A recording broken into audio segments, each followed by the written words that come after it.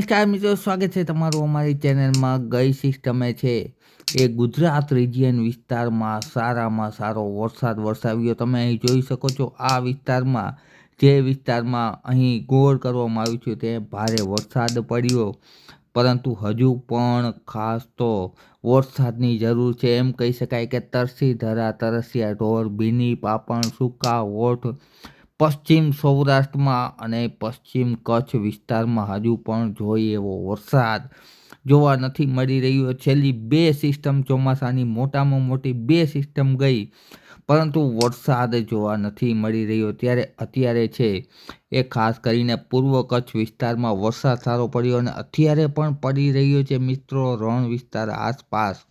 તો વાત કરવાની છે આગામી દિવસોમાં ફરીથી એક વરસાદી સિસ્ટમ જે ડિપ્રેશનમાં ફેરવાઈ ચૂકી છે મિત્રો. બંગાળની ખાડીમાં ડિપ્રેશનમાં આ સિસ્ટમ ફેરવાઈ ગઈ છે અને આ સિસ્ટમ ધીરે ધીરે સૌરાષ્ટ્ર અને કચ્છ બાજુ આવશે મિત્રો. ગુજરાત રિજિયન સૌરાષ્ટ્ર અને કચ્છને ફરીથી આ સિસ્ટમ અસર કરતા થશે. તેને લગતી માહિતી અને સાચી અને સચોટ માહિતી આપવામાં આવશે મિત્રો. એટલા માટે વિડીયો પૂરો જો. તમને મનગમતી વ્યક્તિના સમ છે મિત્રો હવામાનની સચોટ માહિતી માટે આ વિડીયો પૂરો જોવો.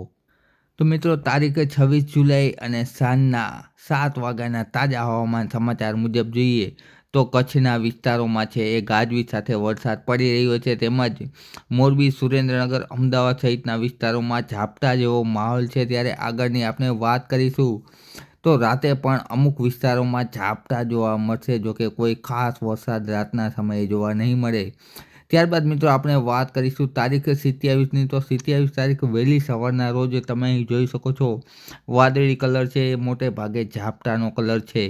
સૌરાષ્ટ્ર અને કચ્છમાં ઝાપટા જોવા મળશે. તેમાં પણ સૌરાષ્ટ્રના વાત કરીએ તો રાજકોટ તેમજ મોરબી, આ ઉપરાંત સુરેન્દ્રનગર સાથે સાથે વાત કરીએ તો ઉપલેટા, ધોરાજી, જૂનાગઢ વિસ્તારમાં, ભાવનગર, અમરેલી વિસ્તારોમાં ઝાપટાનો માહોલ જોવા મળશે અને ભુજ તથા અંજાર, રાપર વિસ્તારમાં પણ ઝાપટા જોવા મળશે મિત્રો. ત્યારબાદ આપણે 27 તારીખ બપોરના સમાચારની વાત કરીએ તો વરસાદનું જોર છે એ ઘટશે, કારણ કે સિસ્ટમ છે ઉપર તરફ જઈ રહી છે. જે સિસ્ટમે વરસાદ વરસાવ્યો હાલ મુજબ તે સિસ્ટમ છે ઝાપટા વરસાવશે, જેમાં ભાવનગરના વિસ્તારોમાં, બોટાદમાં તેમજ સાથે સાથે કચ્છના વિસ્તારોમાં, આ ઉપરાંત અમદાવાદની આજુબાજુ અને દક્ષિણ ગુજરાતમાં પણ ઝાપટાનો માહોલ જોવા મળશે મિત્રો.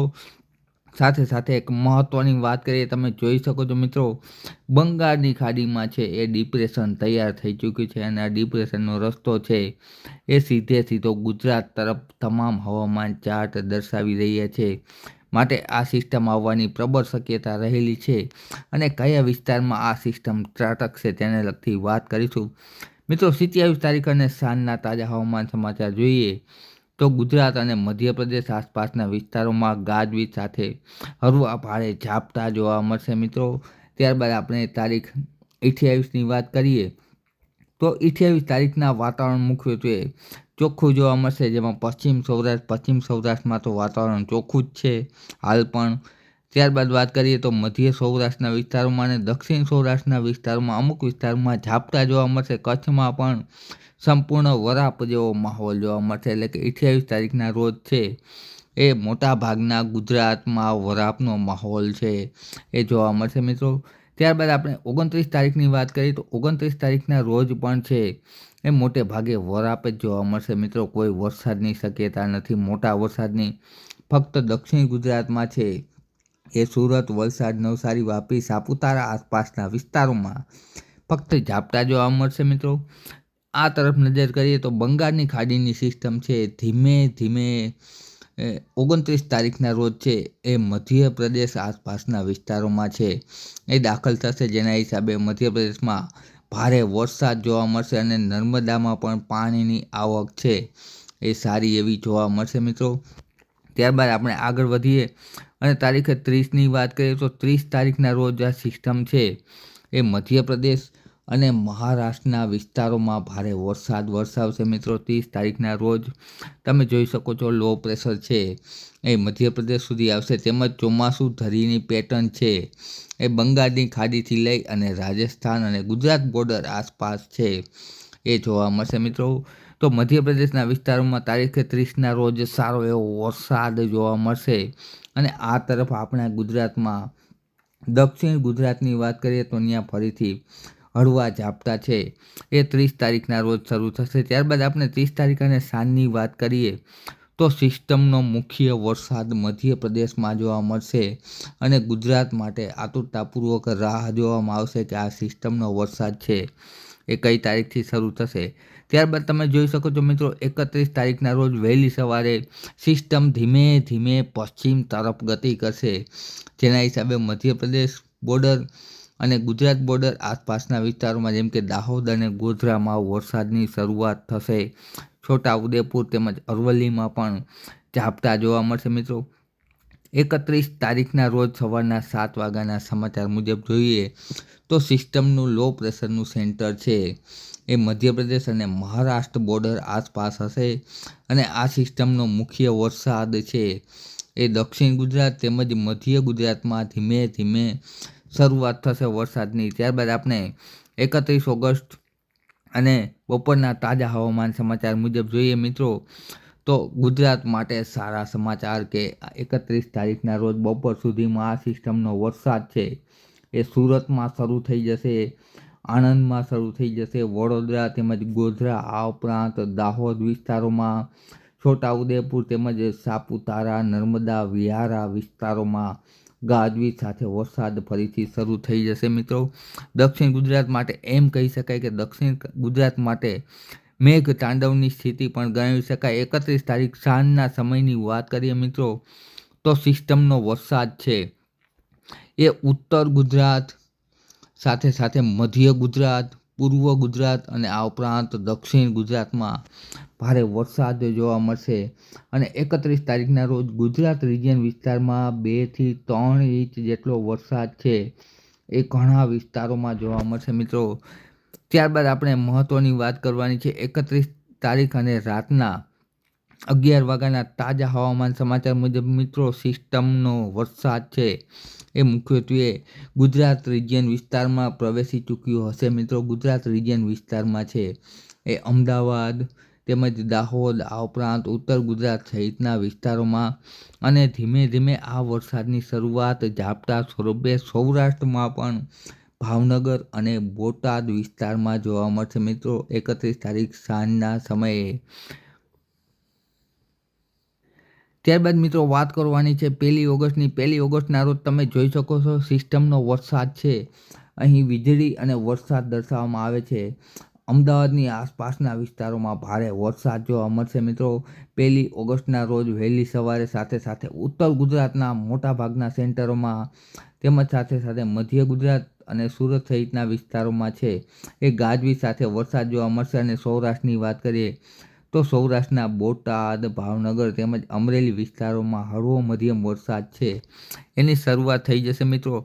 ત્યારબાદ આપણે 1 ઓગસ્ટ અને બપોરના તાજા હવામાન સમાચાર મુજબ જોઈએ તો સિસ્ટમનો ટ્રપ છે એટલે કે સિસ્ટમનું લોકેશન છે એ ઉત્તર ગુજરાત આસપાસ જોવા મળશે, જેના હિસાબે વરસાદનું પ્રમાણ તમે જોઈ શકો છો કચ્છના રાપર વિસ્તારમાં, સાથે સાથે ઉત્તર ગુજરાત મહેસાણા, પાટણ તેમજ હળવદ, મોરબી તેમજ રાજકોટનો પૂર્વ ભાગ, સુરેન્દ્રનગર, બોટાદ સહિતના વિસ્તારોમાં ગાજવીજ સાથે છે એ વરસાદ જોવા મળશે મિત્રો. ત્યારબાદ આપણે 1 તારીખ અને સાંજના હવામાન સમાચાર મુજબ જોઈએ તો આ સિસ્ટમનો વરસાદ છે એ રાજકોટના ઘણા વિસ્તારોમાં, મોરબીમાં, સાથે સાથે બોટાદમાં તેમજ સુરેન્દ્રનગર આસપાસ, અમદાવાદથી પશ્ચિમના વિસ્તારોમાં મિત્રો અને જામનગરના ધ્રોલ, પડધરી તેમજ કાલાવડ સહિતના વિસ્તારો સુધી વરસાદ છે એ પહોંચી જશે. સિસ્ટમનો વરસાદ 1 તારીખના રોજ જોવા મળશે મિત્રો. ત્યારબાદ આપણે સાંજની વાત કરીએ 1 તારીખ સાંજના સમયે છે સિસ્ટમનો વરસાદ જામનગર તેમજ માંડવી, મુન્દ્રા, રાપર સહિતના વિસ્તારોમાં ગાજવીજ સાથે જોવા મળશે. આ ઉપરાંત રાજકોટથી ઉત્તરના વિસ્તારોમાં પણ વરસાદ છે એ જોવા મળશે મિત્રો. તારીખ 2ની વાત કરીએ તો 2 તારીખના રોજ વરસાદ મુખ્યત્વે કચ્છમાં વધારે પ્રમાણમાં જોવા મળશે, જ્યાં વરસાદની ઘટ છે. આ સાથે સાથે જ પશ્ચિમ સૌરાષ્ટ્રમાં પણ હળવો મધ્યમ વરસાદ જામનગર, દ્વારકા અને પોરબંદર વિસ્તારોમાં જોવા મળશે મિત્રો. ત્યારબાદ 2 તારીખ અને સાંજની વાત કરીએ તો સિસ્ટમ છે એ મુખ્યત્વે એનો ટ્રપ છે 3 કિલોમીટરની ઊંચાઈ ઉપર જેનો ટ્રપ છે એ અરબ સાગરમાં જોવા મળશે, જેના હિસાબે વરસાદ છે એ હળવો મધ્યમ વરસાદ પશ્ચિમ સૌરાષ્ટ્રમાં દ્વારકા, પોરબંદર આ ઉપરાંત રાજકોટ તેમજ જામનગર, મોરબી, અમદાવાદ સાથે સાથે છે એ બોટાદ વિસ્તારમાં, રાજકોટથી પશ્ચિમ અને ઉત્તર અને દક્ષિણના વિસ્તારોમાં પણ વરસાદનું જોર છે એ મિત્રો જોવા મળશે. ત્યારબાદ આપણે તારીખ 3ની વાત કરીએ તો 3 તારીખ વહેલી સવારે તમે જોઈ શકો છો વીજળી છે એ જોવા મળી રહી છે મોટા ભાગના સૌરાષ્ટ્ર અને કચ્છમાં, એટલે કે હળવો મધ્યમ વરસાદ છે એની નિશાની છે 3 તારીખના રોજ વહેલી સવારે છે કચ્છ તેમજ સૌરાષ્ટ્રના વિસ્તારોમાં પણ વરસાદ છે એ જોવા મળશે. મિત્રો હજુ પણ આ સિસ્ટમમાં છે એ ઘણા ફેરફાર થવાની શક્યતા રહેલી છે. આ સિસ્ટમ છે એનું અનુમાનની વાત કરીએ કે જો આ સિસ્ટમ છે એ ઉત્તર ગુજરાત તરફથી સરકે તો કચ્છના વિસ્તારો તેમજ ઉત્તર ગુજરાતના વિસ્તારોમાં વરસાદનું પ્રમાણ વધારે જોવા મળશે. અને બીજું એક અનુમાન રજૂ કરીએ કે આ સિસ્ટમ થોડી નીચે ચાલે એટલે કે અમદાવાદ અને સુરેન્દ્રનગર આસપાસથી સિસ્ટમ નીકળે તો સૌરાષ્ટ્રના ઘણા વિસ્તારોમાં ભયંકર વરસાદ જોવા મળશે, જેમાં પણ દ્વારકા, જામનગર તેમજ મોરબી, સુરેન્દ્રનગર, રાજકોટ સહિતના વિસ્તારોમાં ભારે વરસાદ જોવા મળશે. મિત્રો 2 શક્યતા રહેલી છે. હજુ પણ આ સિસ્ટમ બાબતે છે આવતીકાલે છે વિગતવાર અપડેટ આપવામાં આવશે, માટે અમારી ચેનલ સબસ્ક્રાઈબ કરી વિડીયો લાઇક તથા શેર કરી દેજો. મિત્રો વિડીયો જોવા બદલ ખૂબ ખૂબ આભાર.